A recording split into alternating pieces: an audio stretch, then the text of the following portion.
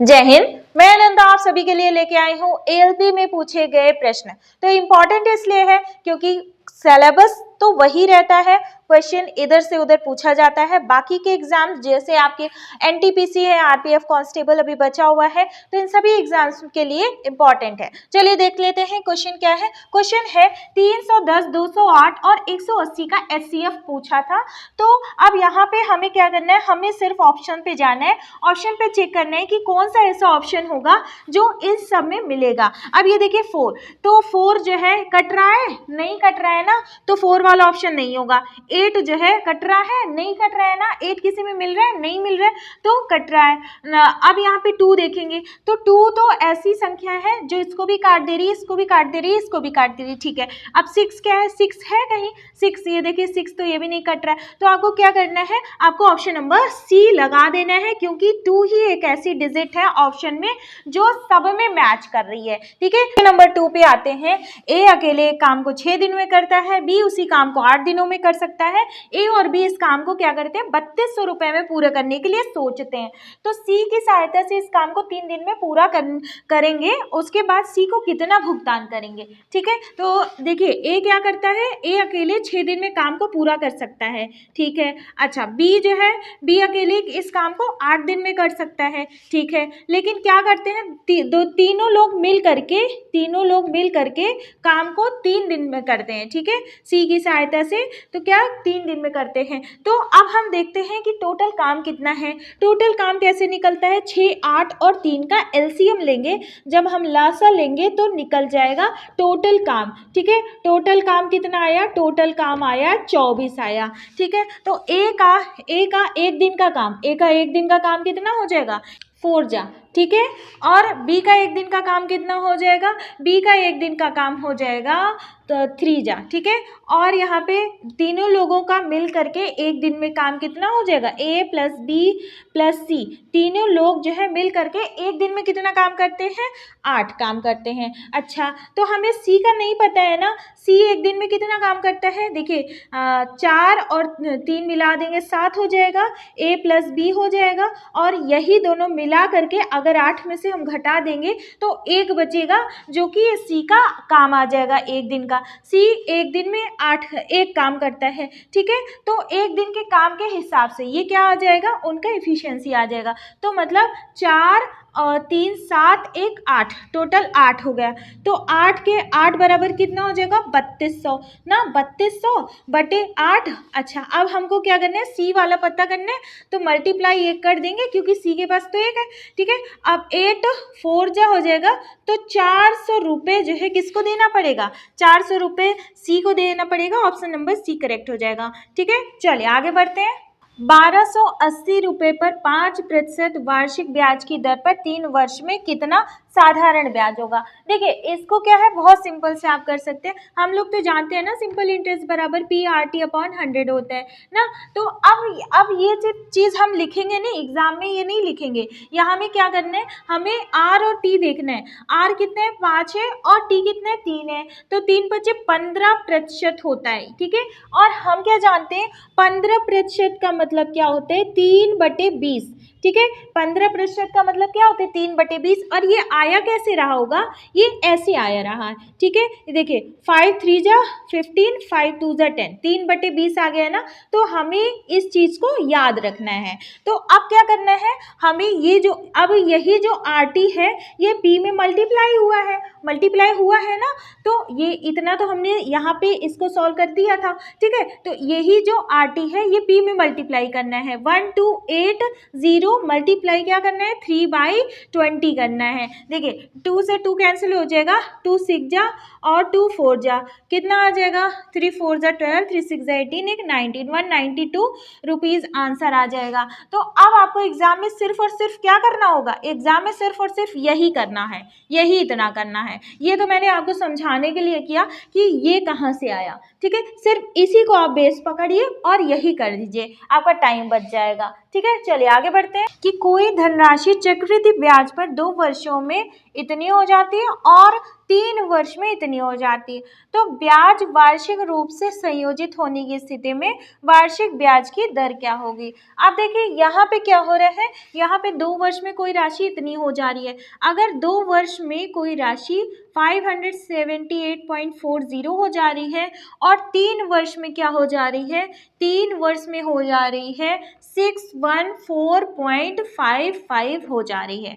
तो चक्रवृद्धि ब्याज के हिसाब से हो रही है ना, तो चक्रवृद्धि ब्याज के हिसाब से है। तो जब भी हम चक्रवृद्धि ब्याज के हिसाब से क्या होता है कि ये जो रहता है, ये जो पहले वाला अमाउंट रहता है, ये जो है अगले साल के लिए क्या बन जाता है, अगले साल के लिए प्रिंसिपल बन जाता है। तो प्रिंसिपल ये बन जाता है और ये अमाउंट बन जाता है। तो इसी पर ब्याज लगा होगा ना, तो इसी पर ब्याज लगा होगा तो घटाएंगे, यहाँ पे घटाएंगे तो यहाँ का हमें इंटरेस्ट पता चल जाएगा। यहाँ का जो कंपाउंड इंटरेस्ट आ जाएगा वो कितना आ जाएगा, वो 1 देखिए 0.55 और उसके बाद 0.40578 माइनस करेंगे तो ये 5 आ जाएगा, ये 1 आ जाएगा, 14 में से 8 गए 6 हो जाएगा और यहाँ पे 10 में 7 गए हो जाएगा 3 और फिर उसके बाद यहाँ पे हाँ तो 36.15 क्या आ जाएगा, कंपाउंड इंटरेस्ट आ जाएगा। अब यहाँ पे दर पूछा है ना, तो इसी पे आएगा ना, ये प्रिंसिपल पे ही तो आएगा।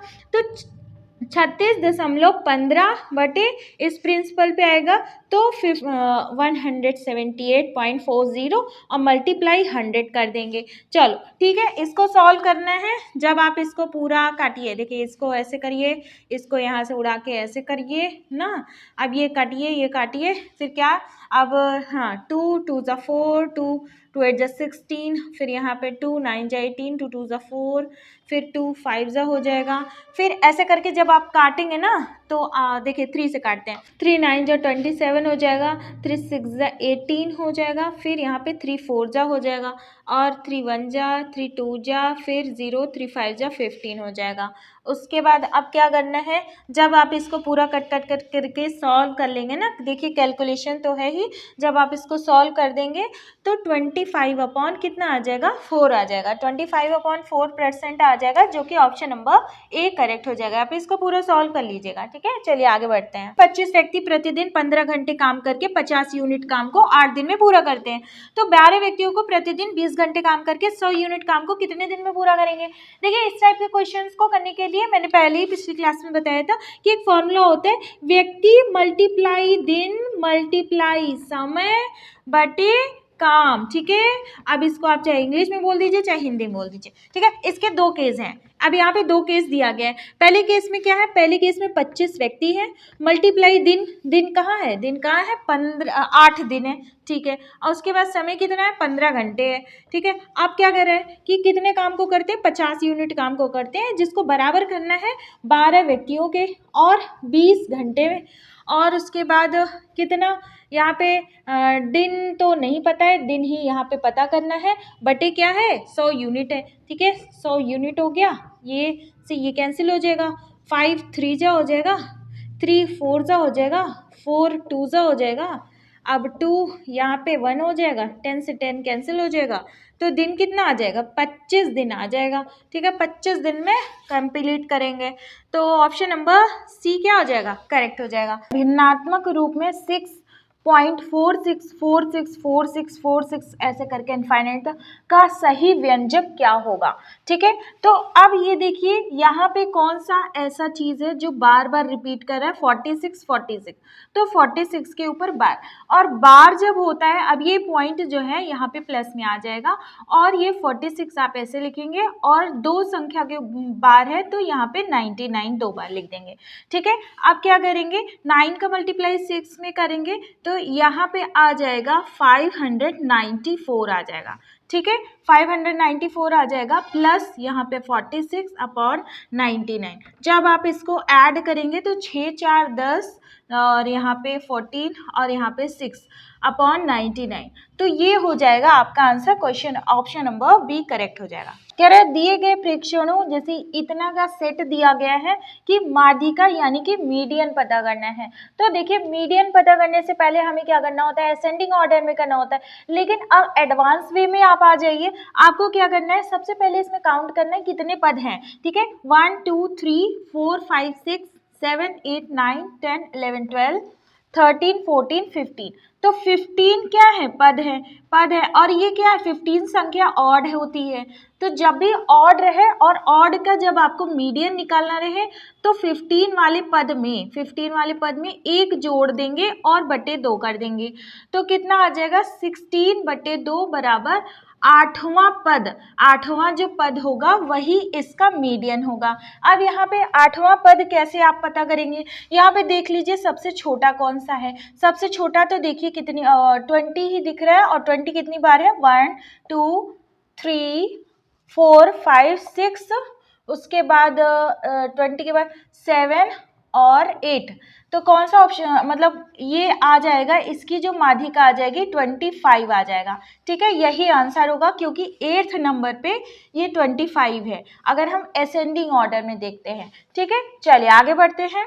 आलेख एक कक्षा में विद्यार्थियों की लंबाई को दर्शाता है। तो ये अलग अलग नाम के विद्यार्थी हैं, इनकी लंबाई को दर्शाया है। ठीक है, क्वेश्चन पूछा था अमित की लंबाई, तो अमित कहाँ है? ये है अमित। और राहुल की लंबाई, राहुल कहाँ है? ये है राहुल की लंबाई के बीच क्रमशः अनुपात पता करना है। तो अनुपात इन्हीं दोनों का पता करना है। तो अमित का देखिए 2 7 जो हो जाएगा, 2 8 जो हो जाएगा, 7 अनुपाते 8 हो जाएगा। ऑप्शन नंबर बी करेक्ट हो जाएगा। बहुत इजी पूछा था इसमें ये जो DI का क्वेश्चन था। चलिए आगे बढ़ते हैं। आइए क्वेश्चन नंबर 9 देखते हैं। एक विलयन के 320 ग्राम विलायक जल में 40 ग्राम साधारण नमक विलेय है। द्रव्यमान प्रतिशत द्वारा द्रव्यमान के संदर्भ में विलयन की सांद्रता का परिकलन कीजिए।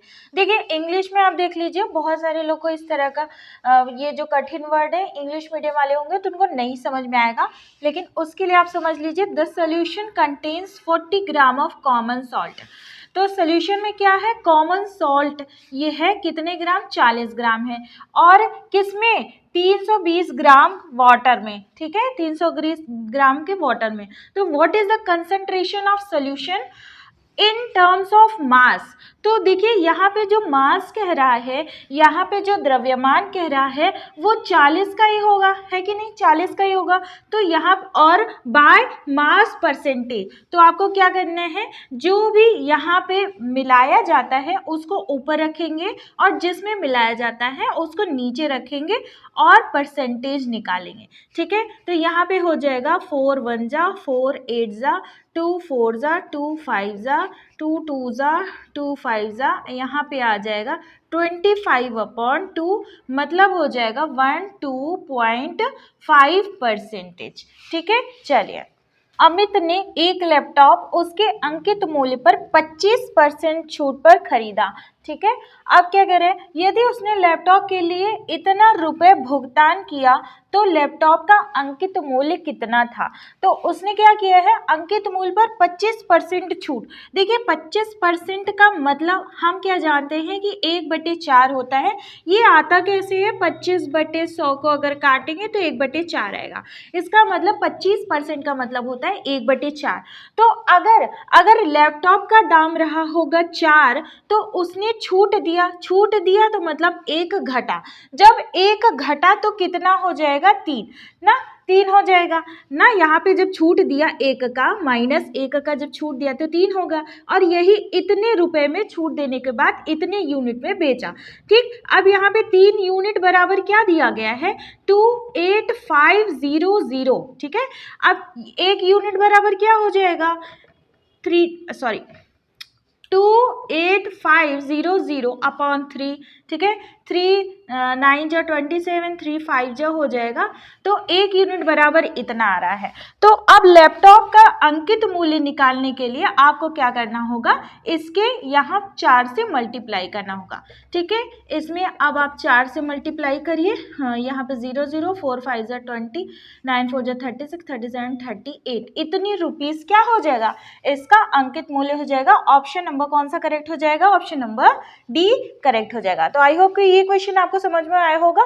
फ्रेंड्स, क्लासेस को आप हर ग्रुप में शेयर करिए, हर सबको शेयर करिए और लाइक सब्सक्राइब करना तो बिल्कुल भी मत भूलिएगा। अगर आप चैनल पे नए हो और अपने रेलवे की मैथ्स की तैयारी कर रहे हो बिल्कुल शॉर्ट मेथड के साथ, तो चैनल को फॉलो कर लीजिए और आगे बढ़ते रहिए इसी तरह से। फ्रेंड्स, तो आज की क्लास यहीं तक, लेकिन इससे पहले आज आपका क्वेश्चन ले लीजिए। ये क्वेश्चन भी पीवाईक्यू का ही है, एएलपी में पूछा गया है। 40 का 80% 25 के 4/5 से कितना अधिक होगा? 12, 13, 15, 20। कौन सा ऑप्शन करेक्ट होगा ये आप लिख करके कमेंट सेक्शन में बताइएगा। और जिन्होंने मेरी पिछली क्लासेस नहीं देखी हैं, प्लेलिस्ट में पड़ा हुआ है पिछली क्लासेस, जाके वहां से अच्छे से पढ़िए, अपने आप को इम्प्रूव करिए और सिलेक्शन लेके जाइए। ठीक है, फिर मिलते हैं नेक्स्ट क्लास में। तब तक के लिए बाय बाय, ठीक है, नमस्कार, जय हिंद।